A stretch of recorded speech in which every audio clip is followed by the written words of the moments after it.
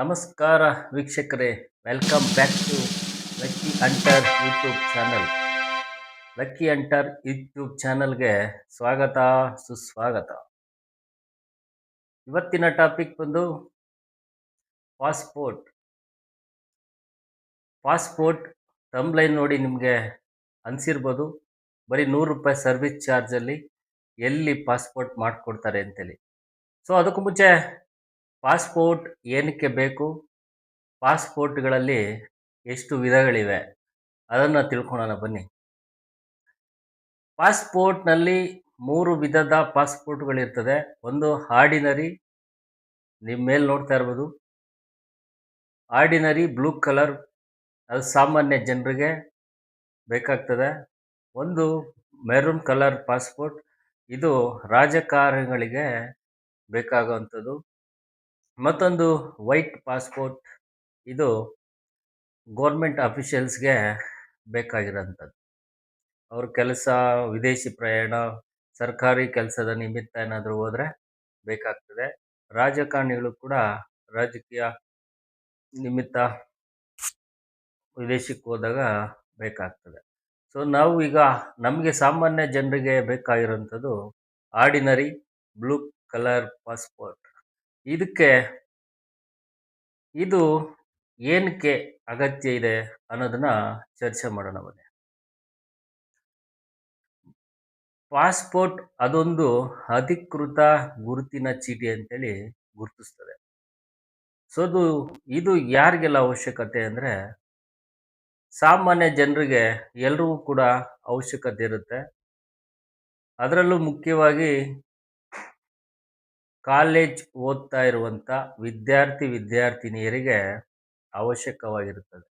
ಇದು ಸರ್ಕಾರಿ ಮತ್ತು ಬ್ಯಾಂಕ್ ಸೆಕ್ಟರ್ ಕೆಲಸಗಳಿಗೆ ಅತಿ ಅಗತ್ಯವಾದ ದಾಖಲೆ ಪಾಸ್ಪೋರ್ಟ್. ಹಾಗೆ ಜನಸಾಮಾನ್ಯರು ಕೂಡ ವಿದೇಶ ಪ್ರಯಾಣ ಅಥವಾ ಇನ್ನಿತರ ದೊಡ್ಡ ಮಟ್ಟದ ವ್ಯವಹಾರಗಳನ್ನು ಮಾಡಬೇಕು ಅಂತ ಹೇಳಿದ್ರೆ ಪಾಸ್ಪೋರ್ಟ್ ಮುಖ್ಯವಾಗಿರ್ತದೆ. ಸೊ ಈ ಪಾಸ್ಪೋರ್ಟ್ನಲ್ಲಿ ECR ಮತ್ತು ನಾನ್ ECR ಅಂತೇಳಿ ಒಂದು ವರ್ಗ ಇದೆ.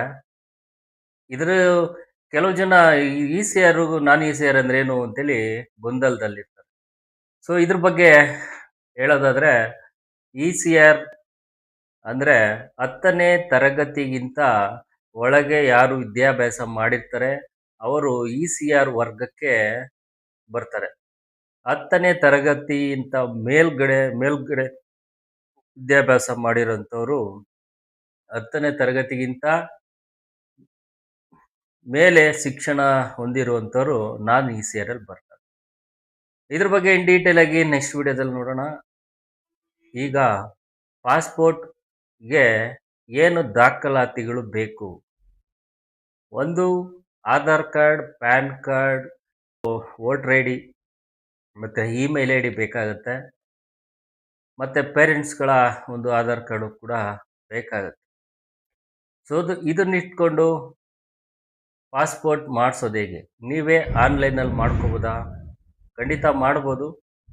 ಡಿಜಿಟಲ್ ಬಗ್ಗೆ ತಿಳುವಳಿಕೆ ಇದ್ದವರು ಮಾಡ್ಕೋಬೋದು, ಇಲ್ಲಾಂತಂದರೆ ಸಮಸ್ಯೆ ಆಗುತ್ತೆ. ಸೊ ನಿಮ್ಗೇನು ಗೊತ್ತಿಲ್ಲ, ನನಗೆ ಪಾಸ್ಪೋರ್ಟ್ ಬೇಕು ಅಂತ ಹೇಳಿದ್ರೆ ₹100 ಸರ್ವಿಸ್ ಚಾರ್ಜಲ್ಲಿ ಎಲ್ಲಿ ಮಾಡಿಕೊಡ್ತಾರೆ ಅಂತ ಹೇಳಿದ್ರೆ,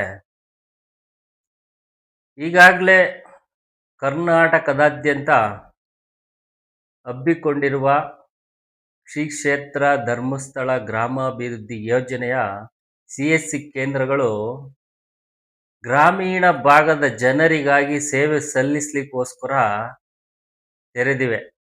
ಸೊ ನಾನು ಕೂಡ ಅಲ್ಲೇ ಮಾಡಿಸ್ಕೊಂಡಿದ್ದು. ನಾನು ಕೇವಲ ₹100 ಸರ್ವಿಸ್ ಚಾರ್ಜನ್ನು ಪಾವತಿ ಮಾಡಿ ನನ್ನ ಪಾಸ್ಪೋರ್ಟನ್ನು ಮಾಡಿಕೊಂಡೆ. ಬರೀ ₹100ಗೆ ಆಗ್ಬಿಡುತ್ತಾ ಸರ್ ಅಂತ ಕೇಳ್ಬೋದು.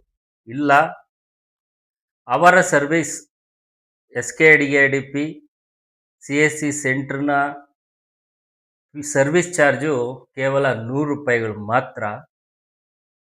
ಆದರೆ PSK ಚಾರ್ಜಸ್ ಅಂತೇಳಿ 1,500 ರೂಪಾಯಿಗಳನ್ನು ನಾವು ಅಲ್ಲೇ ಪೇ ಮಾಡಬೇಕಾಗುತ್ತೆ. ಡೆಬಿಟ್ ಕಾರ್ಡ್, UPA ಅಥವಾ ನೆಟ್ ಬ್ಯಾಂಕಿಂಗ್ ರೂಪದಲ್ಲೂ ಕೂಡ ಅಲ್ಲೇ ನಾವು ಪೇ ಮಾಡಬೇಕು.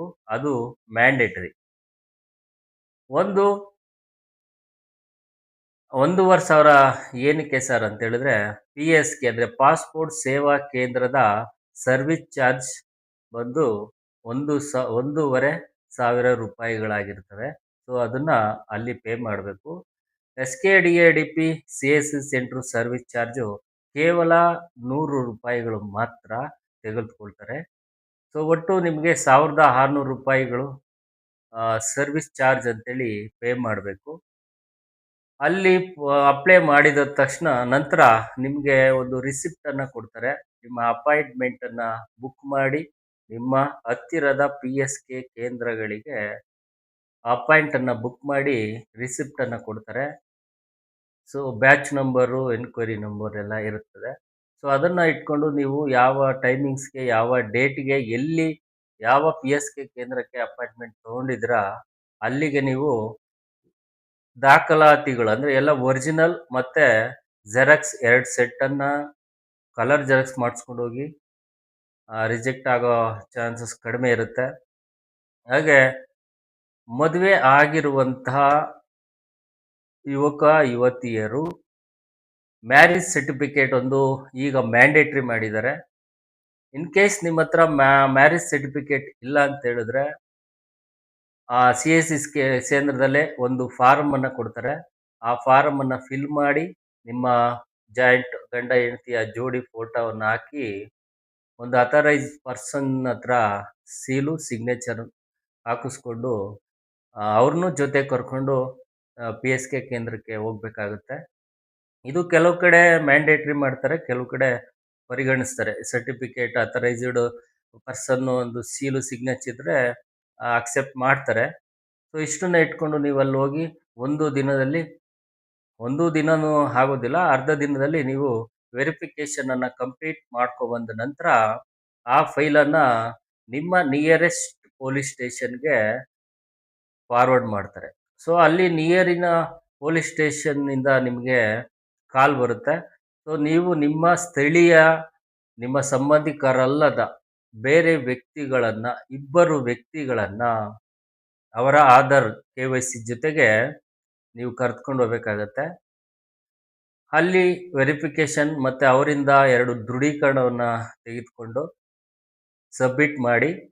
ಅಲ್ಲಿ ವೆರಿಫಿಕೇಷನ್ ಕಂಪ್ಲೀಟ್ ಆದ 15ಇಂದ 20 ದಿವಸದೊಳಗೆ ನಿಮ್ಮ ಕೈಗೆ ಪಾಸ್ಪೋರ್ಟ್ ನಿಮ್ಮ ಕೈಲಿರ್ತದೆ.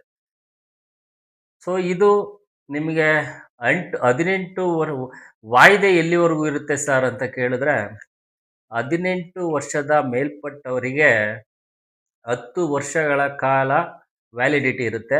ಆ ನಂತರ ನೀವು ರಿನ್ಯೂವಲ್ ಮಾಡಿಸ್ಕೋಬೋದು.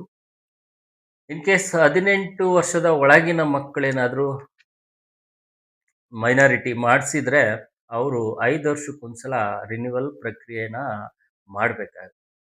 ಸೊ ಈಗ ವಿಡಿಯೋ ನೋಡ್ತಿರೋಂಥವ್ರು ಪೋಷಕರು ಅಥವಾ ವಿದ್ಯಾರ್ಥಿಗಳು, ವಿದ್ಯಾರ್ಥಿನಿಯರು ನಮಗೇನಕ್ಕೆ ಪಾಸ್ಪೋರ್ಟ್ ಅಂತ ಹೇಳಿದ್ರೆ, ಖಂಡಿತವಾಗ್ಲೂ ವಿದ್ಯಾಭ್ಯಾಸ ಮಾಡ್ತಿರುವಂಥವ್ರು ನಿಮ್ಮ ಹೈಯರ್ ಎಜುಕೇಷನ್ಗೆ ಅಥವಾ ಬ್ಯಾಂಕ್ ಸೆಕ್ಟರಲ್ಲಿ ಏನಾದ್ರು ಜಾಬ್ ಹುಡುಕ್ತಾ ಇದ್ರೆ ಅಥವಾ ಸರ್ಕಾರಿ ಕೆಲಸಗಳಿಗೆ ನಿರೀಕ್ಷೆ ಇಟ್ಕೊಂಡಿದ್ರೆ ಖಂಡಿತವಾಗ್ಲೂ ನಿಮಗಿದು ಅವಶ್ಯಕತೆ ಇದೆ, ಮಾಡಿಸಿಟ್ಕೊಳ್ಳಿ. ನಾನು ಹೇಳಿದಂಥ ಶ್ರೀ ಕ್ಷೇತ್ರ ಧರ್ಮಸ್ಥಳ ಗ್ರಾಮಾಭಿವೃದ್ಧಿ ಯೋಜನೆಯ CSC ಕೇಂದ್ರಗಳಲ್ಲಿ ಬರೀ ಕೇವಲ 100 ರೂಪಾಯಿಗಳ ಸರ್ವಿಸ್ ಚಾರ್ಜಲ್ಲಿ ನಿಮಗೆ ಉತ್ತಮ ಪ್ರತಿಕ್ರಿಯೆಯೊಂದಿಗೆ ಪಾಸ್ಪೋರ್ಟನ್ನು ಅಪ್ಲೈ ಮಾಡಿ ಕೊಡ್ತಾರೆ. ಈ ಕೂಡಲೇ ನಿಮ್ಮ ಹತ್ತಿರದ SKDADP CSC ಕೇಂದ್ರಕ್ಕೆ ಹೋಗಿ ನಿಮ್ಮ ಪಾಸ್ಪೋರ್ಟನ್ನು ಅಪ್ಲೈ ಮಾಡ್ಕೊಳ್ಳಿ. ಮುಂದಕ್ಕೆ ಬೇಕಾಗ್ಬೋದು. ಯಾರಿಗೆ ಗೊತ್ತು ಯಾರ ಹಣೆಬರ ಹೇಗಿರುತ್ತಂತ. ಈಗಲೇ ಮಾಡಿ ಇಟ್ಕೊಂಡ್ರೆ ತುಂಬ ಒಳ್ಳೆಯದು. ನಮಸ್ಕಾರ.